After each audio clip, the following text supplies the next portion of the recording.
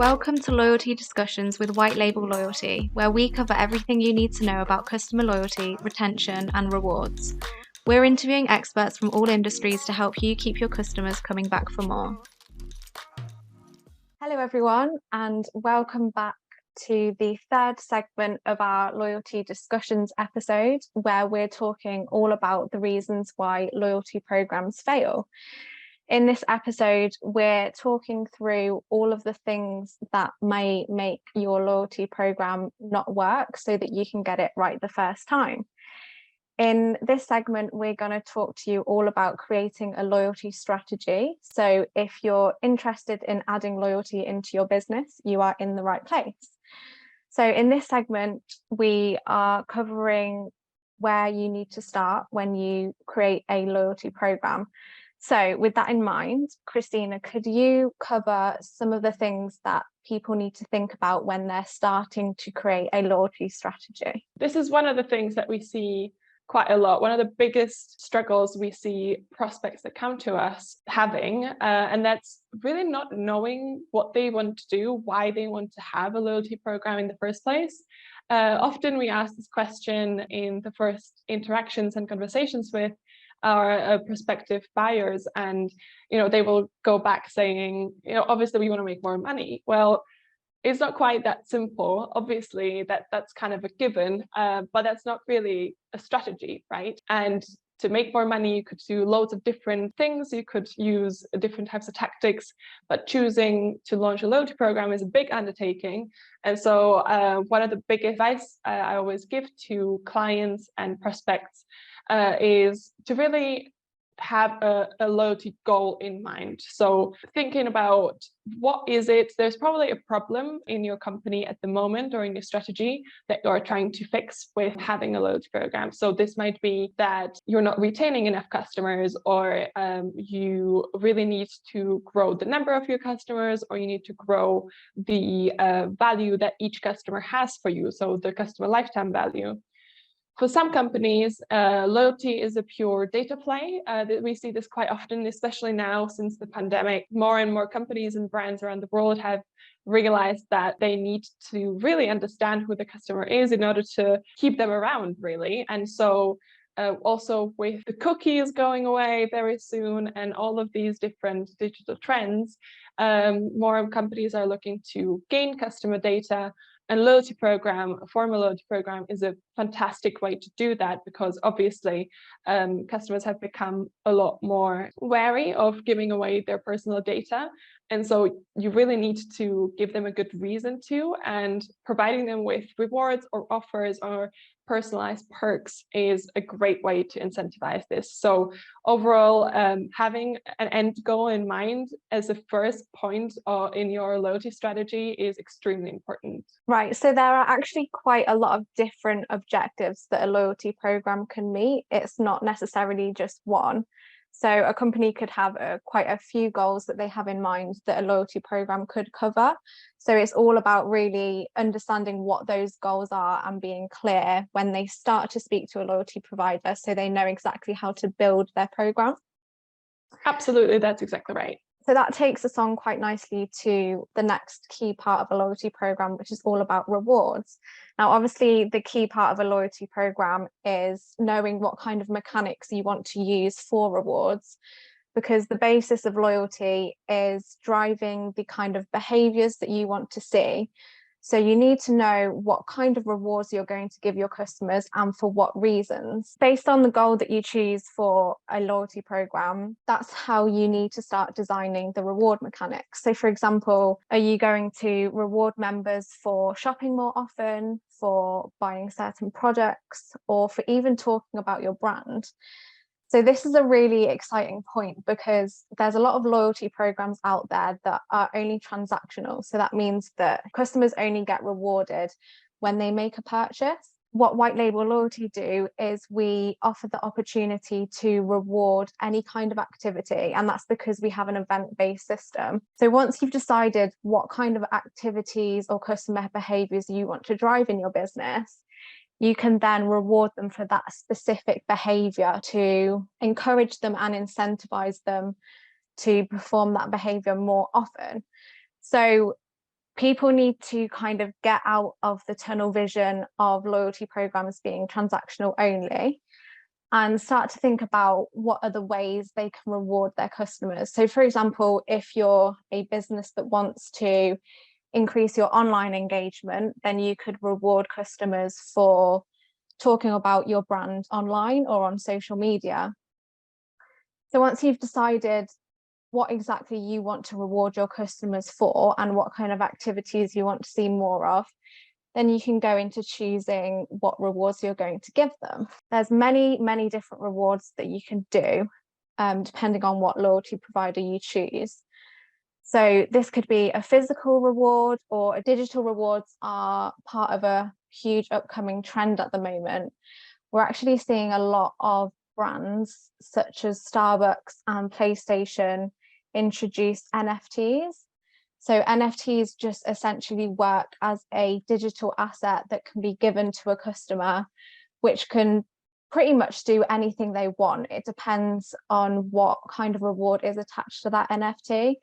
For example, you could give your most loyal customers an NFT that gives them access to VIP events, or you can keep things simple and just opt for rewards like discount codes or vouchers.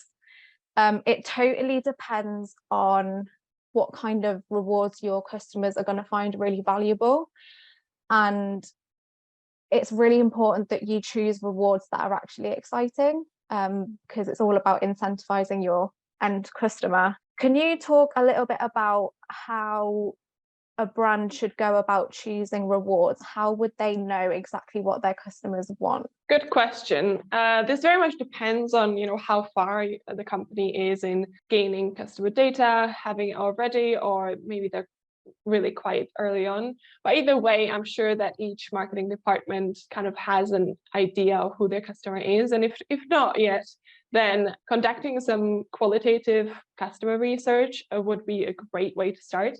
But yeah, just thinking about, obviously you need to think about who your customers are, what they value, but also I think what's important to remember is also thinking about what your brand is and what it stands for as well, because we've spoken a little bit in previous episodes about personalization and gamification, and this is extremely important because you don't want to have a generic loyalty program. And just thinking about what might excite my customers based on what my products are, what my brand is all about, it can be really quite that simple. It doesn't need to be overcomplicated, and you can always change, which is also good to remember. So not overcomplicating it, trying certain rewards out first, maybe getting some feedback. Obviously, as part of a loyalty program, you can always ask for feedback, you can always adapt to it, and then you have a great opportunity to say, look, we listened and changed based on what you wanted, and hopefully that will help the customer engagement further.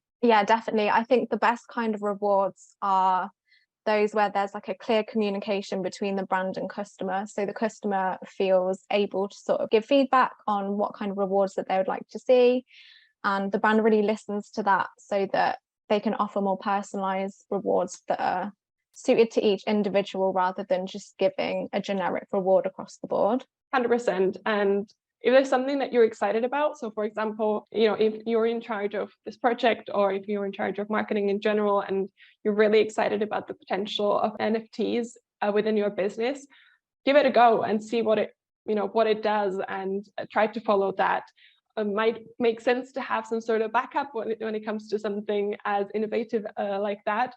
But at the same time, I think it always shows when a brand does something out of conviction rather than just for the sake of it, just for the sake of giving discounts because we feel like people always like discounts. That's not true. And I think it really shows when things are done because people are passionate about them. So on that note, how would a business go about choosing what kind of loyalty program to offer? Because there are so many different ones out there. It can be a bit overwhelming for people who don't really know which one would work, which one is suited to their business. Can you give us a bit of an overview on what types of reward schemes are available, and how a business would go about choosing which one's most suitable for them? It's true. There's a lot of different types, and we see a lot of variety within loyalty programs, which is really exciting. It's a good thing, right? That they're not all the same. I think easiest will be to give you examples per type. So starting with the most common loyalty program type, which is a points-based loyalty program. These are the types of programs that we're probably all familiar with. You shop with the brand of your choice and you get points back based on some sort of, maybe it's a pound, 1 point per pound or something like that. And then you collect your points. At some point, you can kind of redeem those points for rewards, whether it's the discounts or whether it's gift cards or whether it's a special one-off reward just for the loyalty program members of some sort. These are the typical type of, Tesco Cup card being one of the most prominent example that started way back in the 90s, I believe, and has really hailed this category. I don't think that we need to go into too much depth into this type, as people are probably quite aware of them. But to explore the others, so we have very popular our tiered loyalty programs. These might be pretty much, looking the same as the points-based loyalty program, except that they will be set into tiers.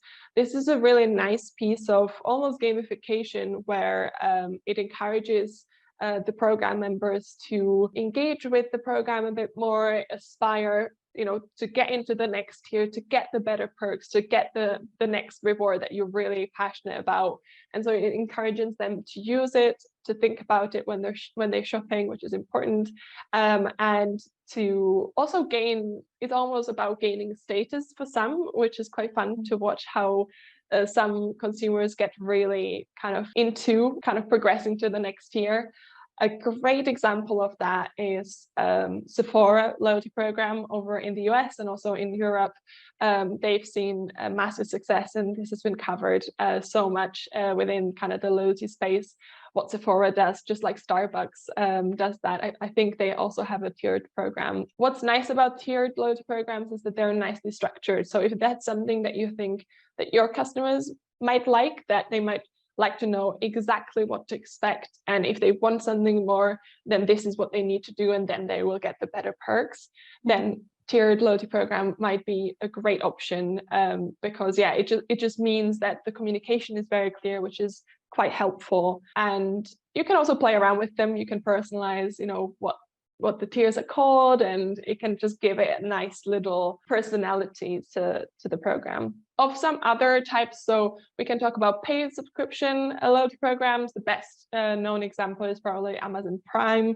You pay to be basically a member, and then you get better perks, unlike those that don't join. These definitely have advantages and disadvantages. The main disadvantage obviously being the fact that it's paid for, so not all of your customers might want to or be able to join, but that's very much part of that strategy. You don't want everyone to be in there. You're very aware that these are customers that are kind of the higher value for you, and that helps with segmentation and helps you really decide what rewards are worth giving away to these customers. Another big one is coalition loyalty programs or multi-tenanted. This is where multiple companies come together to create a loyalty program that kind of comes across all of their offering. A very good example of this is a Nectar program over in the UK, where you kind of gain points for shopping in Sainsbury's, but also for shopping at other brands, and you can kind of collect all these points across, and then you can decide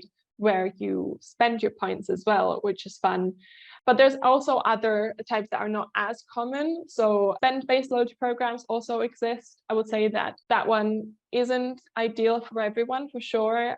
We see this typically within the B2B space. Obviously, the bigger the client, the account, the more effort account managers tend to give it. So even in kind of a non-formal loyalty setting, this tends to happen.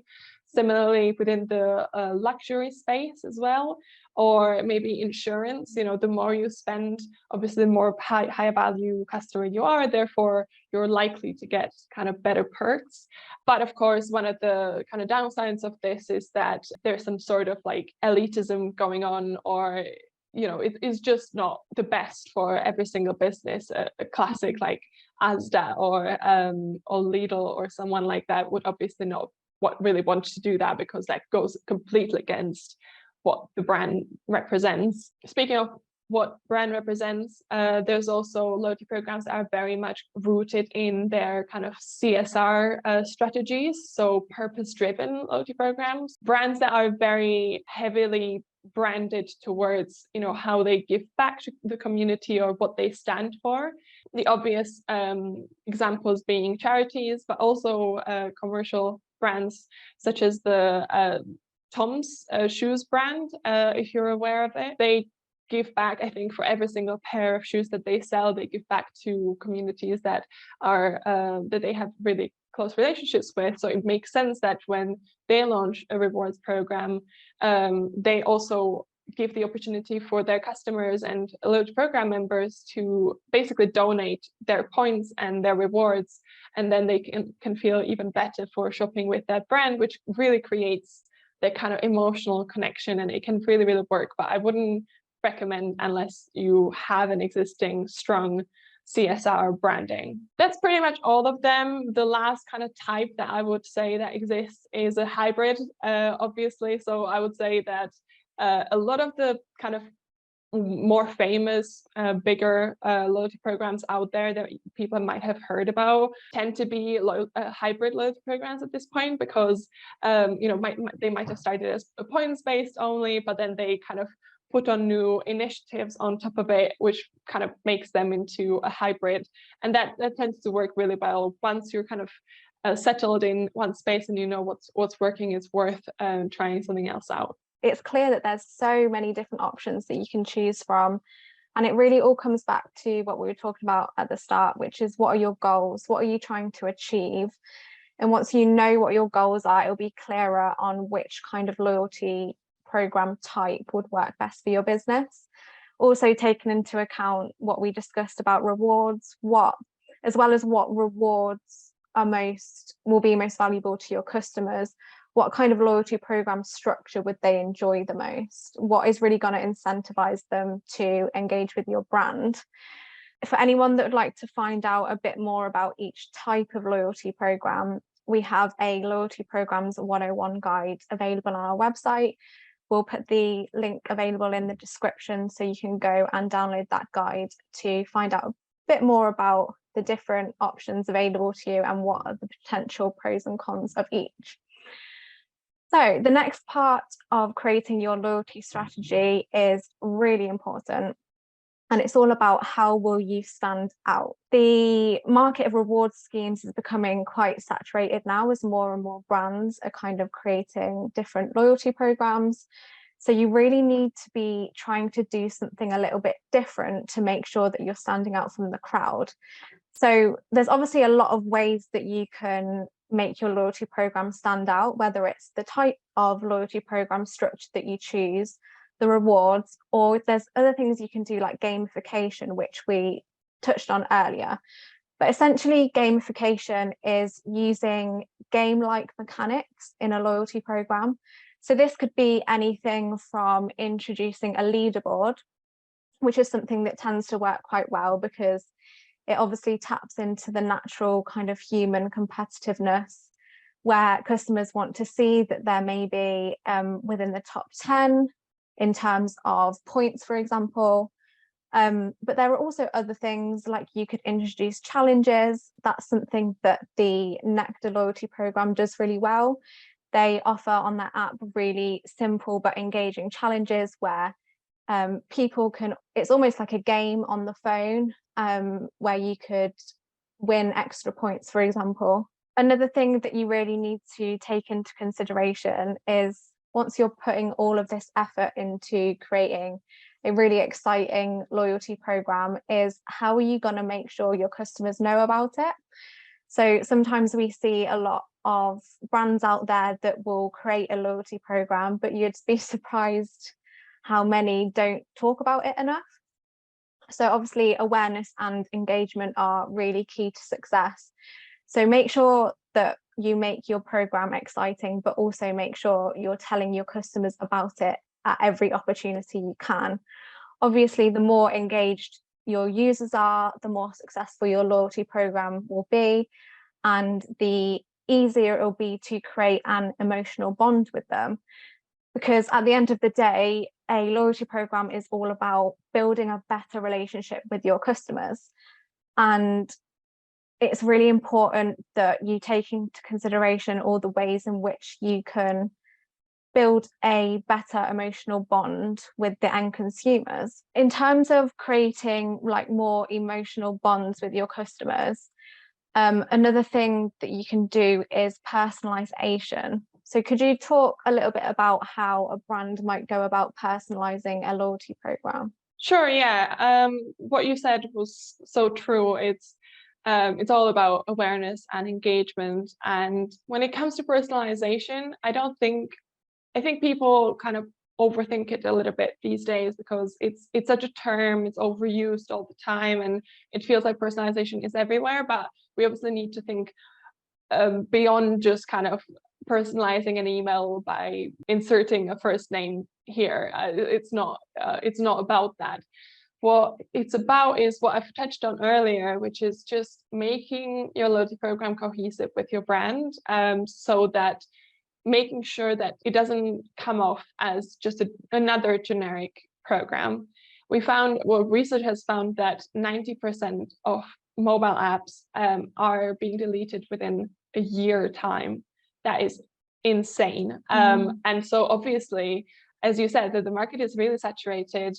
Consumers are very used to being part of several loyalty programs at once, but there's only a couple that they will be really engaged with. And the difference between, just people just having the app downloaded and people actually enjoying the app or the program, wherever it lies, and using it is really what makes or breaks your loyalty strategy, because you're paying for every reward fulfillment that every customer, whenever customer kind of chooses to redeem their reward, that is obviously cost to your business. But redemption rate is one of the most crucial metrics for the success of a loyalty program, because that means that people are actually engaging with you. So, making it cohesive with the brand is what I've described before. It can be as easy as just making sure that the loyalty program is an extension of your brand, really. So, if you normally sound casual, make sure that you communicate in your loyalty program casually too, just even with things like the login screen or the welcome screen, instead of just, hi, this is this and this loyalty program, this is what you can expect. Be casual, have your voice heard in the way that you're used to on social media or in person or wherever else you might be marketing to your customers. Things like the tier names that I mentioned, or even points names. Burger King, one of our customers, they use crowns for their points, instead of just points. It's much more fun that way. Obviously, there's things like visual sides of things, making sure that it also aligns with your brand colors and things like that. Then the next point of personalization is obviously rewards. We have already spoken about it, making sure that it's aligned with the values of your customers and what they would really like, instead of just thinking, well, everyone will want to get a discount code on their cinema tickets. Well, if it's not exciting for you to hear about it, then it's likely not going to be exciting for your customers. And very likely they might have the opportunity to get that discount code somewhere else. So why should they really, engage with your program? They need to have a really good reason to. And so if you're very much about giving back to the community, give them the chance to also give even more back to the community. That makes it really exciting and personalized. So gamification, think about it in a much more broader sense, is my best advice than just kind of, spin and win and all these like fancy little games. It can go much, much further.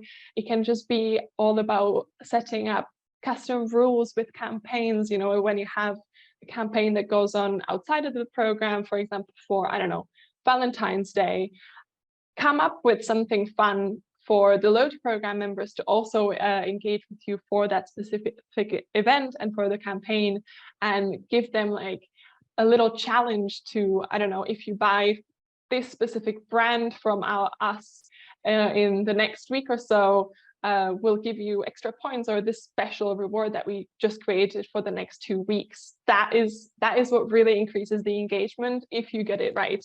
And if you don't get it right, that's fine. It's also, data and insight that you're getting back, and you can try again next time. But it's important to kind of be thinking about it at all times, because it's not just about setting up a loyalty program, but also about how you manage it on an ongoing basis. So we hope this has given you a bit of an overview of the kind of things you need to think about when you're creating a loyalty strategy.